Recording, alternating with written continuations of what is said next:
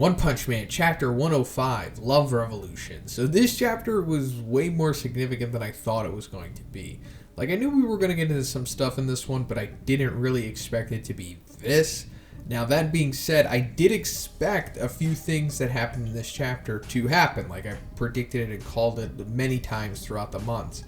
But the events that follow that, I did not expect, but let's get into it more now. And I want to talk about the sponsor of this video, and that is Amino App. So what is Amino? Well, it's a mobile network of communities for every interest on the planet. I mean, this thing has millions of different communities for people to unite around their passions, fandoms, and interests. And one of those is, of course, One Punch Man. That's right, Amino has a One Punch Man community. And the thing I like most about this one is that you can just straight up post anything you want, and people are going to comment on it and check it out. You can also just straight up chat anytime you want. It's pretty sweet. So be sure to download the Amino app if you're looking for an awesome community to be a part of. And also another reason to download this sweet app is because your boy is on there. That's right. You can find me under my name as you see it straight on my YouTube channel. And if you do, please post your Zombie Man fan art to my profile, and I will be sure to feature it in my future Q&A videos. Thanks, guys. So in the beginning of the chapter, we're seeing like a congregation of like tiger level monsters. And in this group are some monsters we haven't seen for a very long time. So one of them is Electric Catfish Man, and the other is Mycoplasma. And Mycoplasma is like one of those rare monsters that can go in between like a human and a monster form.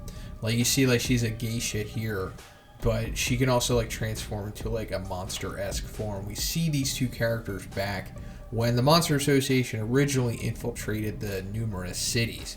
But now we're seeing them again, and I'm glad that they're just adding them here just for continuity's sake, because I was rereading those chapters like a couple days ago, and I did see these characters, and it made me wonder, like, well, are they going to bring these characters back? Like, why are they just like specifically targeting them in this chapter of all the monsters to do so? But yeah, they did bring them back, but only to just become a piece of a puzzle for an even stronger villain. But I originally thought that these tiger level guys were going to come for like the support team on the surface to fight, because these are more their level.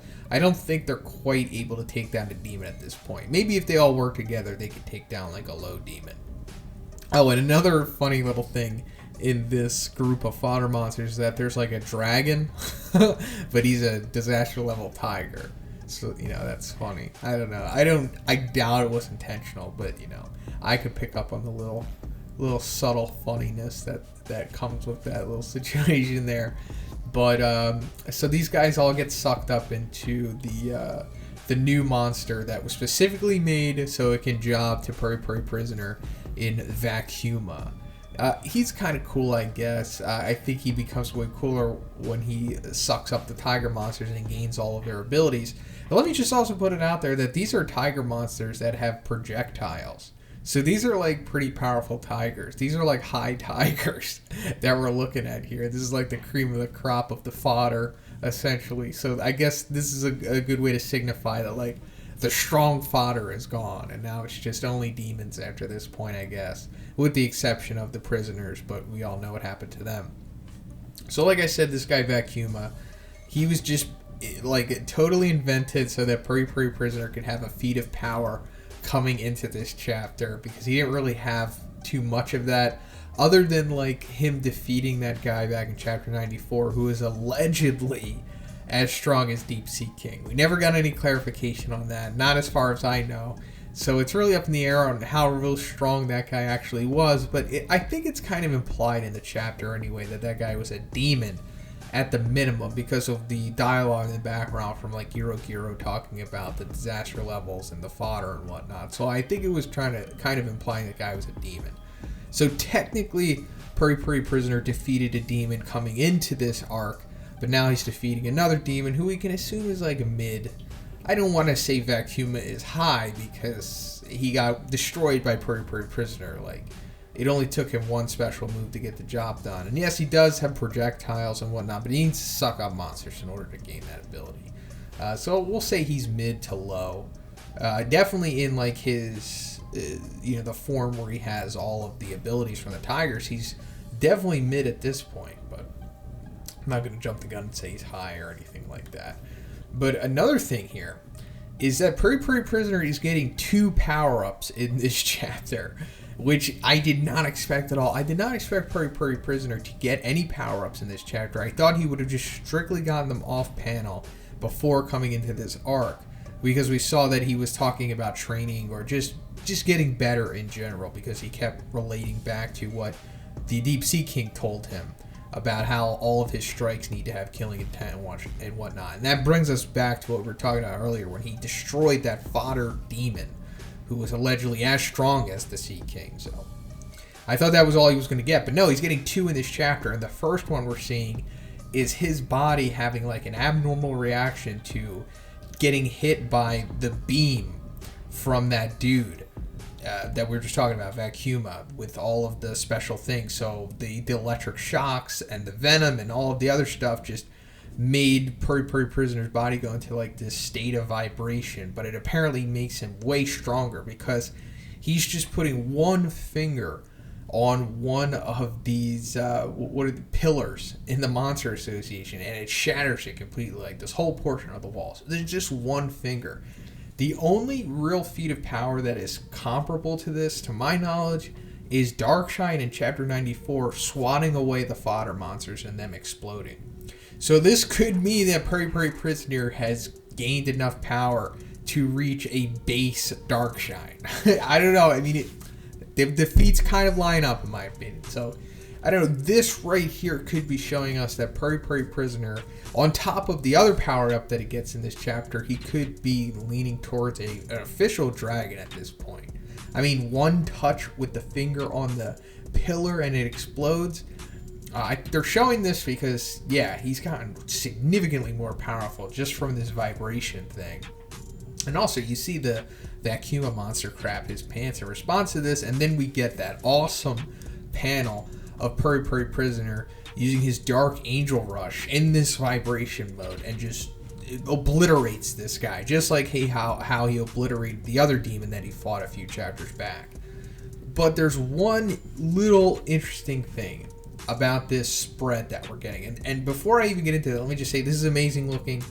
Puri Puri looks amazing in this. The gore, everything. This is like one of the better panels that we have seen from Murata as of late. Just in my opinion, this is like amazing. Like I would put this on my wall framed. It looks so good. But there is like a small continuity error here, or it could be intentional. I'm not entirely sure. But after Puri Puri does the Dark Angel Rush, and we see him in this frame, he doesn't have his sweater on. But then, like, before this happens, he has his sweater on. And after it happens, he has a sweater on in the following panel. So, is this a continuity error from Murata, or did he intentionally do this? Like, this is just some symbolic thing that happens after he does this attack. Like, he no longer has a shirt on in some kind of ethereal way. I don't know. Maybe I'm reading too much into it. But, yeah, check it out for yourself.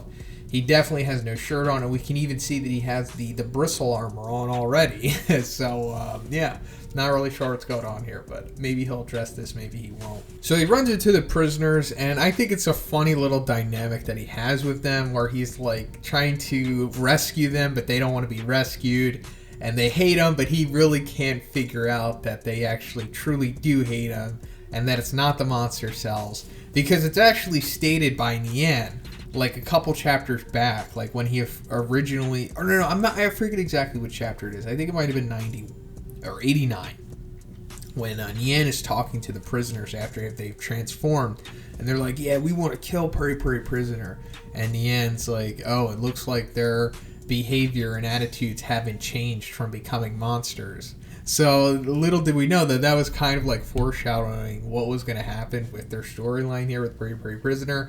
Although I like how the line is tread in this chapter with this little dynamic, because in the back of my mind, I'm kind of thinking like maybe the prisoners do secretly like him, but they never really reveal it outright that this is true. Like the only other sign that we get of the prisoners lowering their guard is like their comical reactions that they'll give.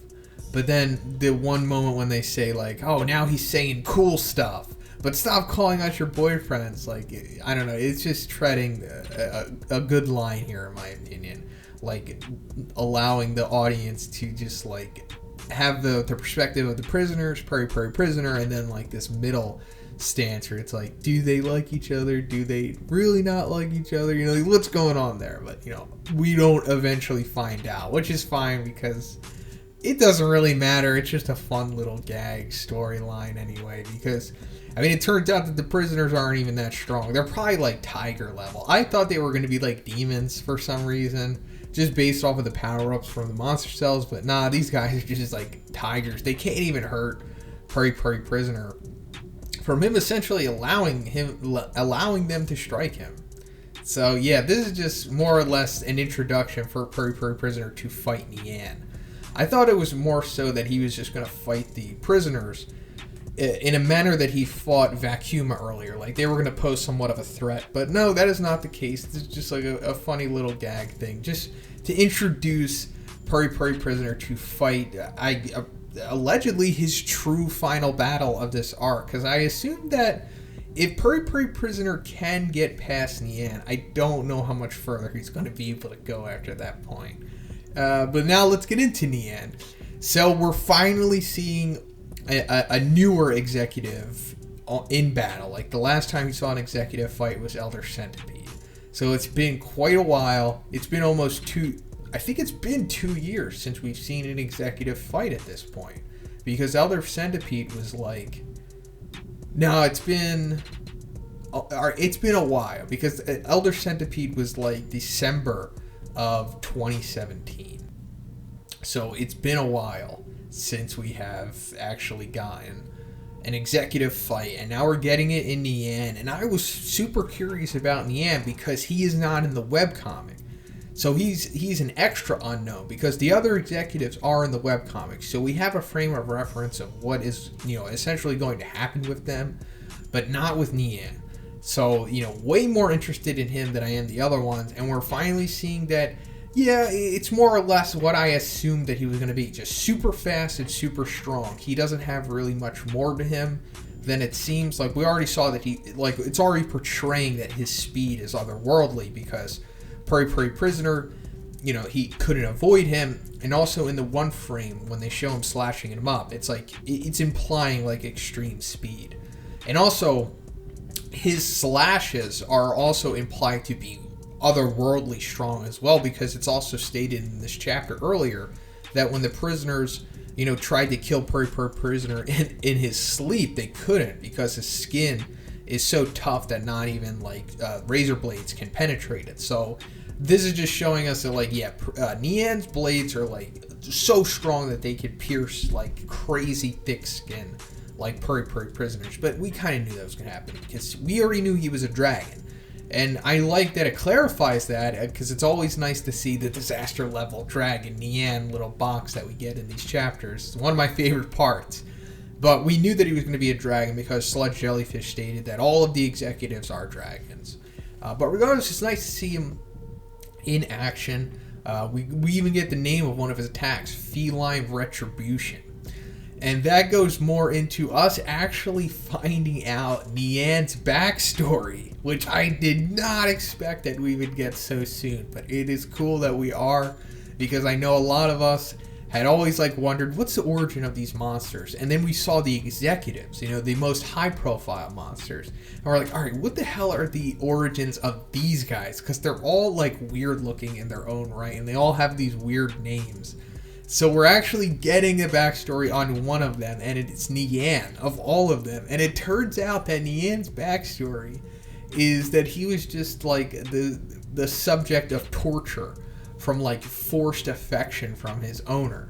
And this reminds me so much of like millennial women. I don't want to sound sexist or anything when I say this. All right, how about just millennials in general? Because dudes do this stuff too. Let me just say, it reminds me of millennial people. The frame that we see of her like kissing the cat against like its will and just loving it and just essentially torturing it. And this is further showing us why Nian is somewhat interested in the prisoners, because they were subjected to a similar tortured that Nian was with Puri Puri Prisoner. Puri Puri Prisoner was like the overbearing owner of the pets, and the prisoners were Puri's prisoners, or Puri's pet, I should say. A lot of P's in here. It's hard to disassociate them all, but yeah, this is just showing us the connection here, the subtle connection about how this all connects. And it's that the prisoners are like Nian, so Nian is kind of helping them with the monsterification because he can relate to that. But it's also showing us this is a huge weakness of Nian too. Like, he can't even fight against guys that are overbearing like his owner was, because it was so harsh on his life that it caused, as Dr. Gina says, an explosion of negative emotions that trigger a cell reaction. And this happened in Nian and caused him to become so powerful that he became a dragon level cadre executive of the Monster Association. So yeah, that's One Punch Man for you, ladies and gentlemen. So it's also established that Puri Puri Prisoner is strong enough to take slashes, like earnest slashes from Nian, because he comes back from this no problem, and he rips off his shirt and it's revealed that he has another upgrade, another power up like what we were talking about earlier. But it's not just the vibration this time, but it's just body hair. Like, his body hair is somehow is a power up, and it's so powerful that it acts as armor, and it's strong enough that it allowed him to survive the slashes from Nian. I don't know how this works, but it does. Puri Puri Prisoner is just a freak of nature, just like the other S-Class heroes. And this chapter is just further showing that there's elements of Puri Puri Prisoner that can't really be explained. Similar to Metal Bat, similar to Darkshine, similar to even Watchdog Man. He's just superhuman in his own specific way. And this is just showing us that he could just grow body hair armor. The Angel Bristle armor. Also, combined with his vibration power up that he gained, he could just swim through walls. We already saw him swim before, I think, when he was like saving people from Boros' invasion. I could be wrong, but regardless, like, he's powerful enough to swim through concrete, which is amazing. But also, when he's traveling through the concrete chasing after Nian, he comes out on the other side, which winds up being a ceiling, and he kills the prisoners.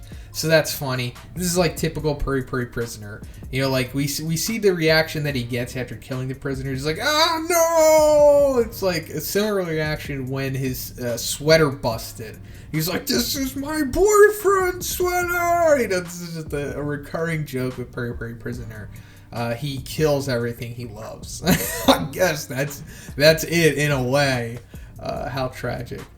But then also, Nian has another ability where he/she can travel through openings that are a little more than 3 millimeters wide. So this is like a cool little ability to Nian. It's more rat-like than cats, but you know, it's whatever. But I really think this is only the beginning for Nian's abilities.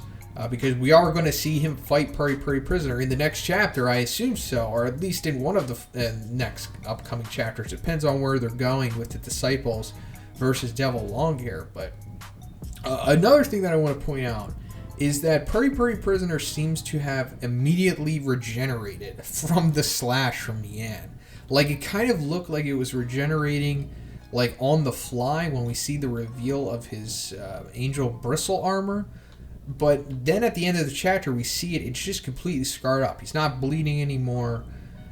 It looks like it's already been a while since he's been slashed. So maybe he gained the ability of regeneration with the bristle armor stuff. I don't know. Maybe they'll explain it later in the next chapter. But regardless, dude, I'm super excited to see Puri Puri Prisoner versus Nian now.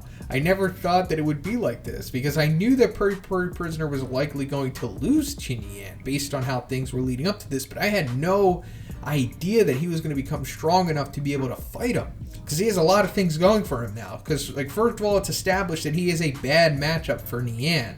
So if it was like any other S-Class hero, Nian would likely have a much easier time an even better chance of beating them and fighting against them. But Puri Puri Prisoner seems to be his worst matchup, simply because he's like an overbearing, forced loving type of individual. But also he has his 2 power-ups. Well, maybe not the vibration one anymore. We'll see if he still has it. But he definitely has the angel bristle thing, because he says, you know, thank you for the new gift. So that and also we see the hair fall off of him. So I assume it's going to come back. Like, this is a thing that he can keep going in and out of. At least that's what I got away from this. But all of this together is going to make for a pretty awesome fight. And if Puri Puri Prisoner is able to defeat Nian, ooh, that would be amazing.